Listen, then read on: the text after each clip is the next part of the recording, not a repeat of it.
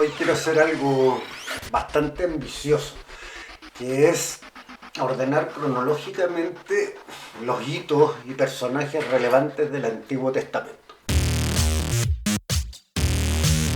Evidentemente vamos a partir con Abraham, ¿no es cierto?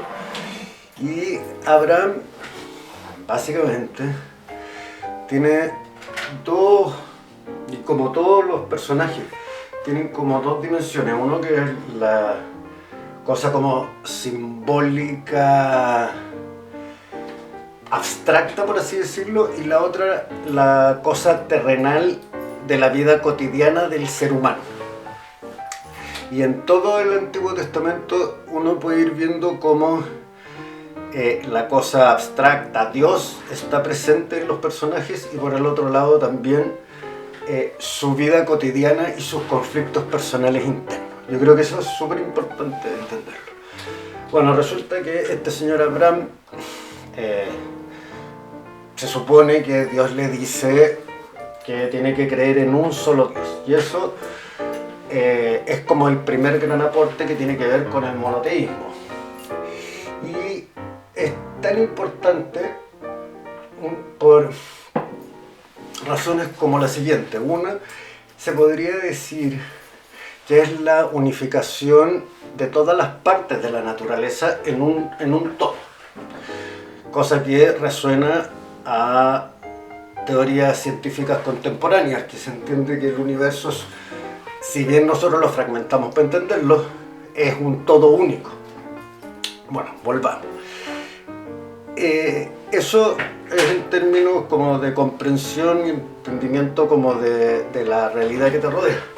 Pero por el otro lado, a nivel social, como decía, que está lo abstracto, Dios, y por el otro lado lo social, lo cotidiano, lo del humano, ocurre que en esas sociedades de esa época, generalmente los gobernantes eran dioses, por lo tanto estaban por encima de la ley.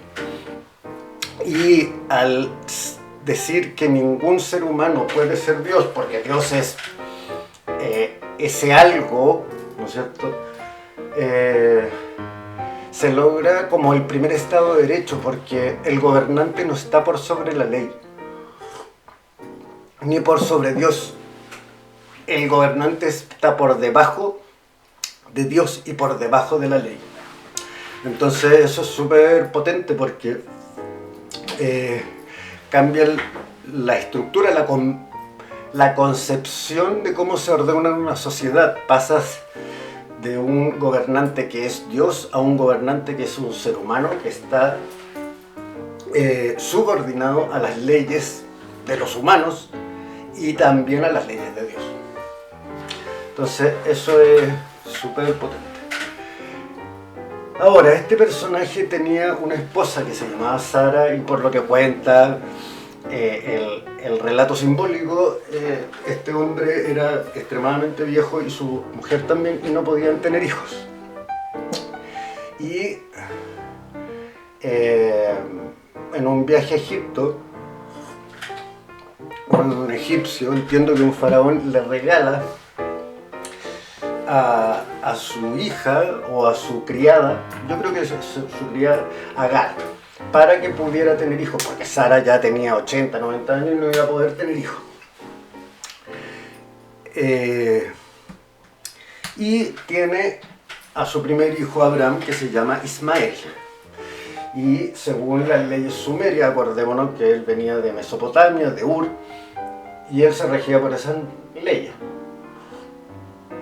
Todavía no está escrita la Torá para nada, ni el Antiguo Testamento. Entonces él, regido por las leyes de su ciudad, de donde venía, ¿no es cierto?, de los sumerios, él tiene que heredar sus tierras y sus bienes a este hijo primogénito. Pero el azar, Dios o quien sea, hace que Abraham, ya casi a punto de morir, tiene un hijo, se llama Isaac. Entonces Abraham tiene un hijo con Sara que se llama Isaac, y tiene un hijo que se llama Ismael con Agar, la egipcia. Entonces, según las leyes sumerias, Abraham tiene que decirle a Ismael y a Agar que se vayan, porque son ilegítimos y qué sé yo, y él le va a dar las tierras a Isaac.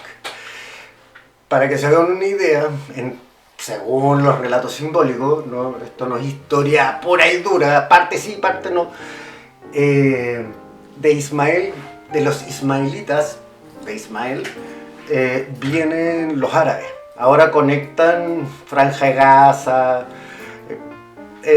2026, guerra de Irán, Estados Unidos. Son dos hermanos, es un padre que de alguna manera, y en teoría Ismael es, o sea, Mahoma, el creador del Islam, es teoría descendiente directo de Ismael, en teoría. Eso no lo podemos comprobar, no hay exámenes de ADN en esa época. Bueno, sigamos con el Antiguo Testamento. Entonces, Abraham tiene a Isaac y Isaac tiene a Esaú y Jacob. Antes de ir para allá.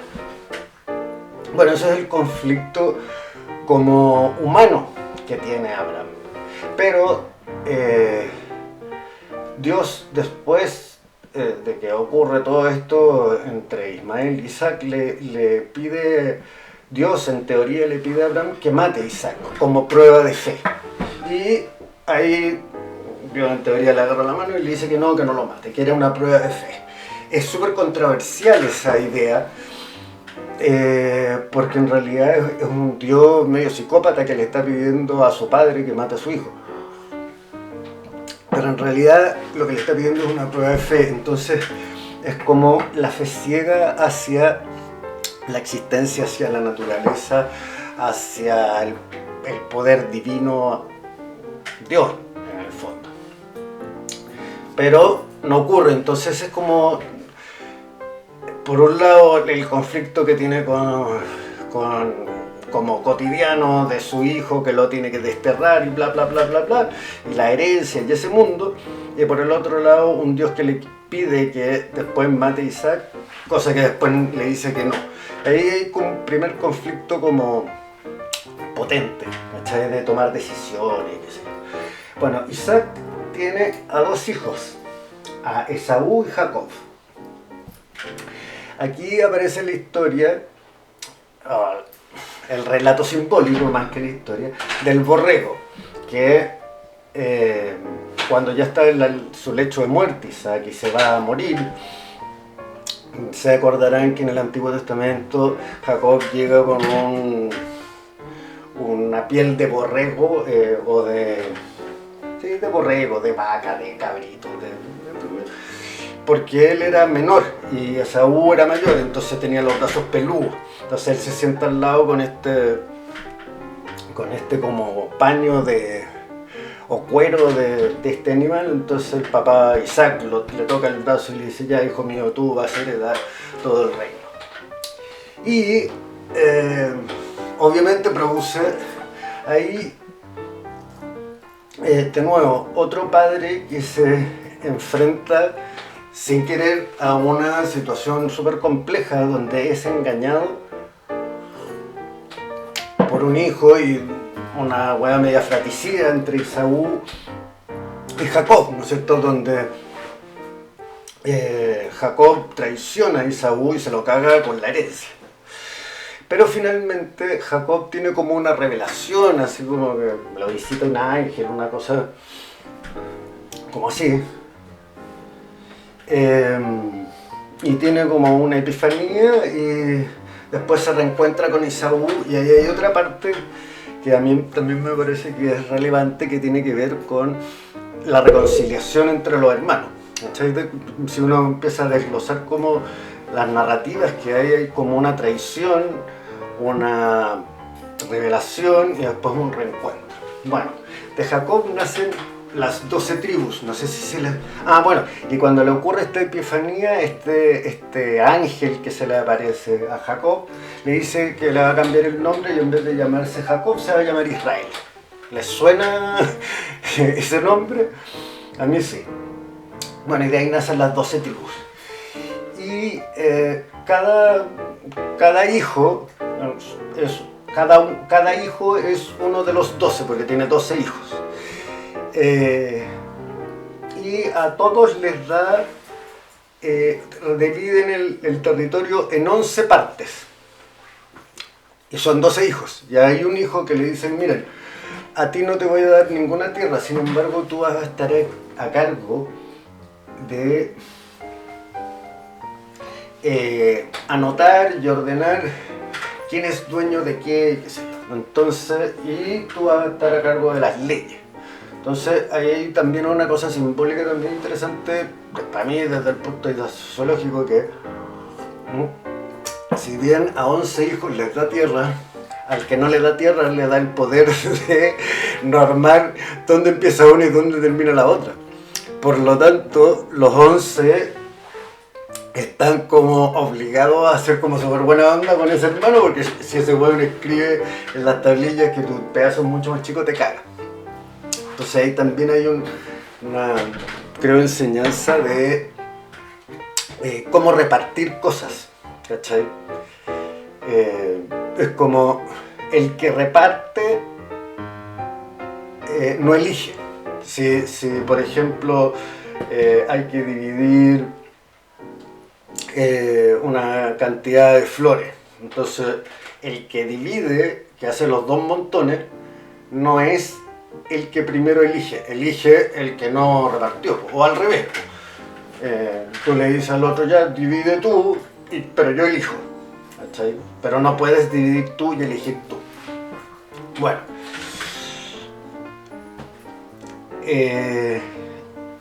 y de esos 12 tribus hay dos hijos que son importantes. Bueno, el Leví, que es el de la religión, al que le dicen, hazte cargo, tú no vaya a tener tierra, pero vaya a anotar quiénes y de qué porte son y qué sé yo, y cómo ordenarlas para que sea justo. Y por otro lado hay uno que, de nuevo, otro conflicto así fratricida entre hermanos super heavy, que los 11 hermanos, por no me acuerdo qué razón, venden al menor de todos, al menor de los hijos de Jacob, que es José, que lo vende en Egipto. ¿Ok? Y ahí como que los Leví se dedican a escribir las leyes y qué sé yo, que creo que eso es el Tanaj, podría ser. Y finalmente llegan a Egipto. Es loco que lleguen a Egipto, bueno, no tanto, si en esa época de Nagre había pocas urbes grandes, ¿no es cierto? Y ahí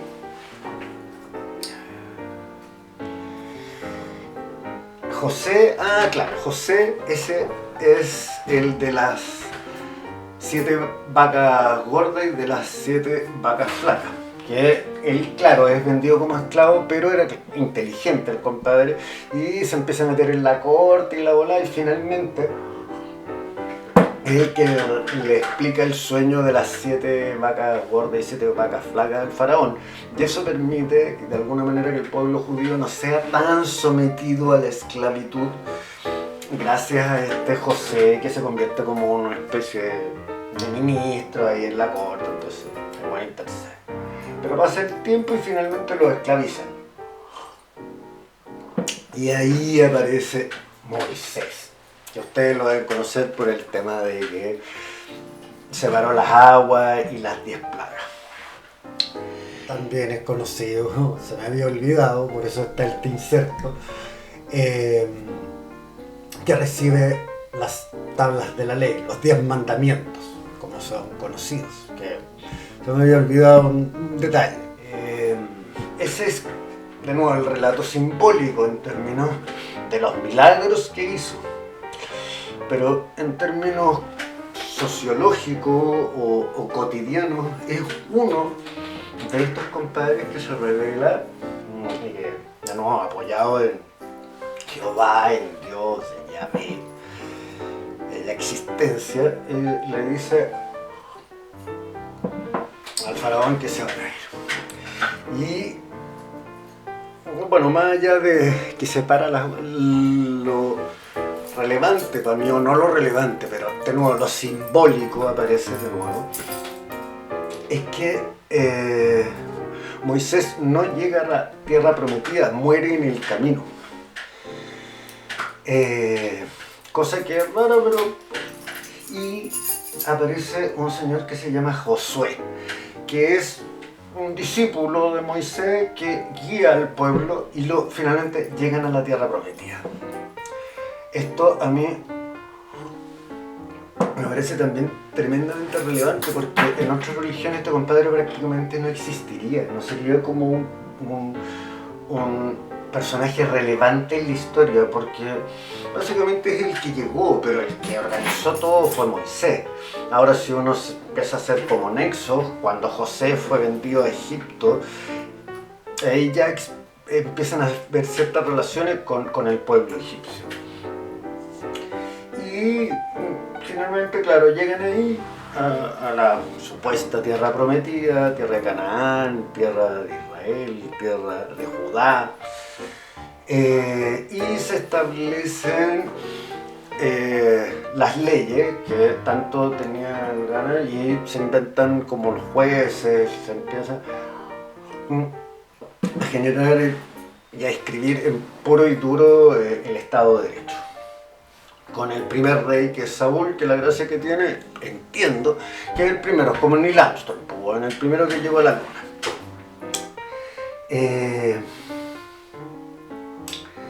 Después aparece Saúl, que fue el primero, ¿no es cierto?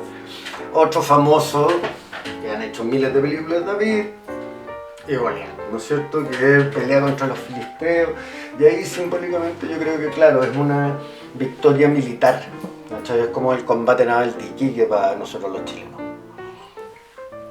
O no sé cuál fue la batalla que se ganó con San Martín contra los españoles, que finalmente se fueron, qué sé. David, Saúl, los tres primeros reyes, Saúl, David y Salomón. Bueno, David simbólicamente es la fuerza, el poder militar, ¿cachai? Como esa como estructura. Entonces, por un lado, este personaje pequeño que vence al gigante, hay una narrativa simbólica gigantesca. Y por último está Salomón, que se supone que es el justo, ¿cachai? Después de todo este periplo, después de la tremenda guerra, qué sé yo, que tenéis un personaje súper famoso por ser bueno para matar, tenía uno con el que cerráis, que es la justicia, que es Salomón, que se le conoce como sabio, y todos conocemos la historia de que van las dos mujeres que dicen que son madres de un niño que está ahí. Entonces, una da los argumentos, la otra da los argumentos, y el Salomón dice: mira, sabéis que yo encuentro que las dos tienen razón, así que mejor partan por la mitad del niño y denle una mitad a cada uno. Y una mamá dice: no, que se lo lleve ella. Y él dice: no, era una prueba para ti y el niño. Que también es una narrativa simbólica. Yo no creo que esa conversación realmente haya ocurrido. Y si ocurrió, fantástico. Y si no ocurrió, me da lo mismo. Lo importante es lo simbólico. De hecho, siendo honesto, acabo, o sea, de como confirmar. Nunca lo entendí como hecho histórico. Cuando digo histórico me refiero a arqueológico. Así de que científicamente parece que coinciden fechas, qué sé yo, pero por ejemplo en el Antiguo Testamento está lleno de camellos, y camellos domesticados. Y hay evidencia arqueológica que la domesticación de camellos en esa región fue como mínimo 2000 años antes de los episodios narrados de Abraham, Isaac, Jacob, las 12 tribus, José, Leví, Moisés, Josué, Saúl, David y Salomón, ¿no es cierto? Son personajes míticos que yo lo que más rescato es, por un lado, como los milagros, por así decirlo, que son para mí como muy locos, desde estos personajes que hablan directamente con Dios, qué sé yo, intervenciones de plaga, qué sé yo, mares que se abren.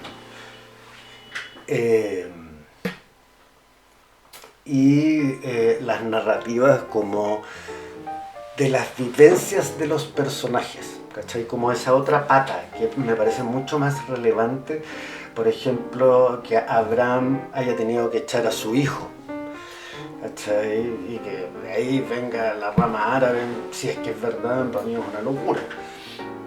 La existencia de Isaac, que es simplemente un eslabón entre Abraham y Jacob, ¿cachai? De ahí las 12 tribus y qué sé yo, de que justo a José lo hayan vendido a Egipto y pues allá había un Moisés que muere en el camino y no llega y tiene una cosa como simbólica súper. Y después viene Josué y lo nombran solo por ser el continuador, es como Isaac, que también es como una bisagra.